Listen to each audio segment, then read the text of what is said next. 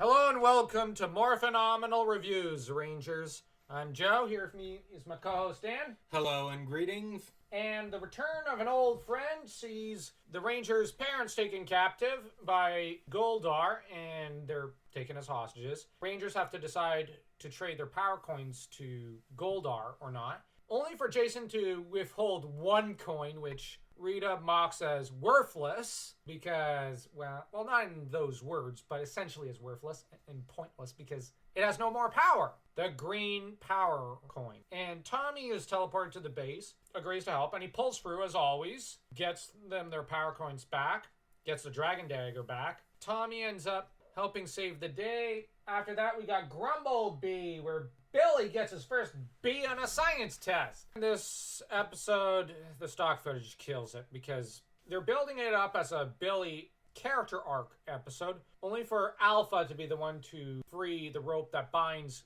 Kimberly, Zach, and Jason together, instead of Billy, which I don't like that. We get two heads are better than one, where Jason and Tommy try teaching a women's self-defense class, and nothing really comes of this plot point. Foul play, Zach juggles entertaining kids and trying to pick up Angela again with Ranger Hood, and he's not exactly content with it. Now, he does play a nice prank on Bulk, who falls for it, hook, line, and stinker. It's a really good prank, and Zach is really crafty in this episode. I really like him. It's a clever way to cover his identity. Then you get Trick or Treat, where Kim competes with Skull on a game show for a chance to win a brand new car. Yeah, less said about it, the better. Second Chance, Jason and Zach teach a kid, Roger, some soccer moves to help him get into a team, Ernie's soccer team. The only thing is, he initially sucked. He gets to be the top player after Jason and Zach are through. Meanwhile, Tommy's kind of feeling like he's a bench warmer.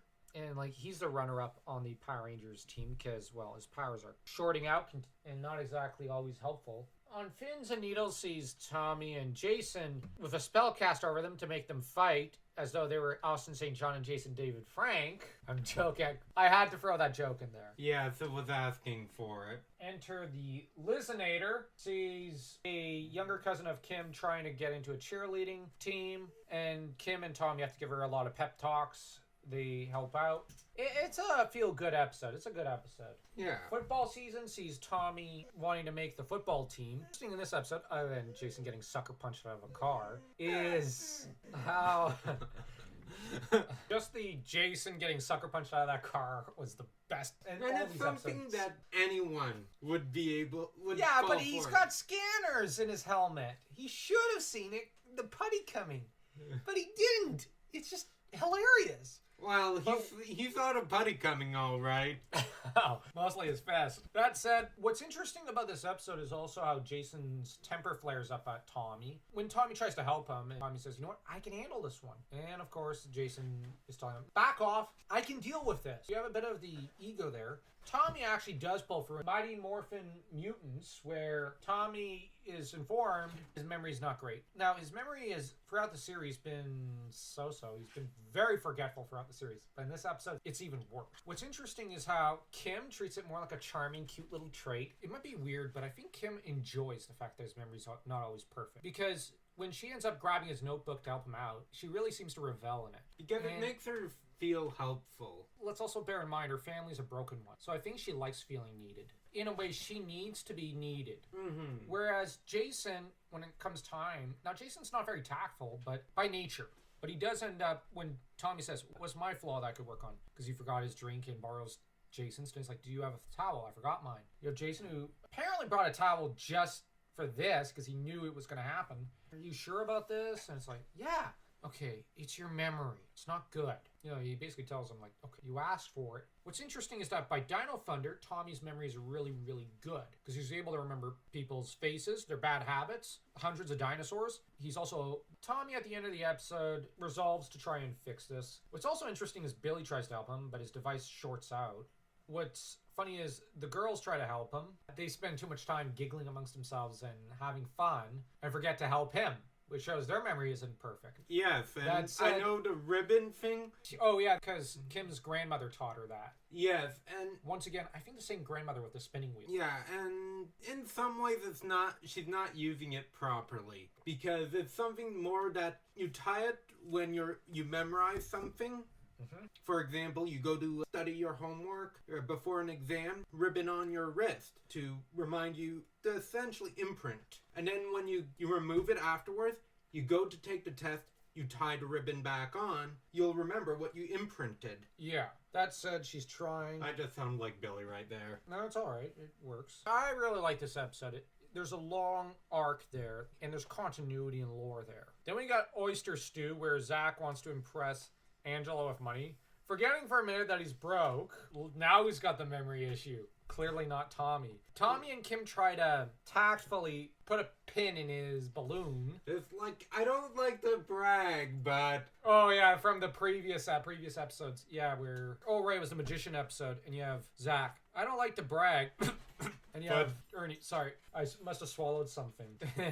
I just love that. He nearly did a spit take over the fact that Zach is such a show-off. In Oyster Stew, he tries to impress Angela with money. It doesn't really work out. And Oyster Stew results in Zach, due to rangerhood and whatnot, getting in trouble with Angela after her pearls dissolved, because it was a birthday gift to her. Then at the end of the episode, Zach apologizes and makes it up to her with flowers, and Bulk and Skull helping him as bros. It's one of the first times we see the two actually willing to help someone. And he does admit that he paid them, which...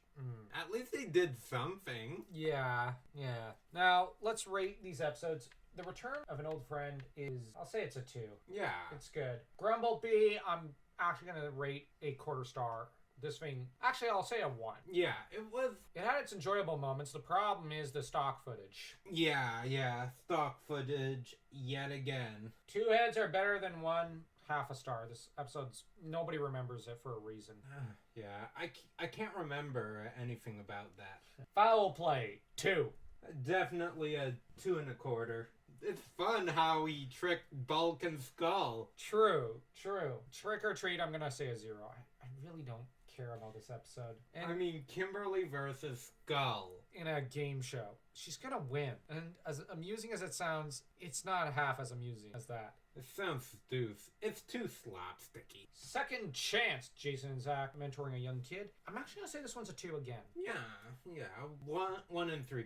It's not below average. There's important parts of the lore and continuity, and we get some characterization for Zach, Jason, and Tommy. Okay, you got me. I'll raise it. Slippery Shark.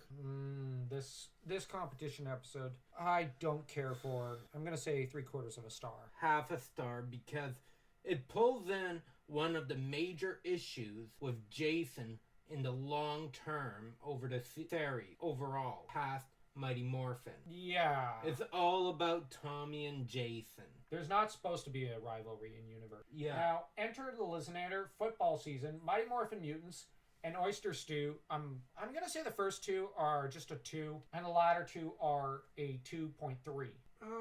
The first 2, 2. Mighty Morphin Mutants, I'll say a good solid 3. I mean, we've got a long-term story arc for Tommy that isn't covered. And an Oyster Stew, you got the right rating. As always. And that's all we've got for you today, Rangers. So don't forget to like, comment, and to smash that subscribe button like you're Jason trying to smash Green Ranger into itty-bitty pieces. And remember, Rangers, May the power protect you.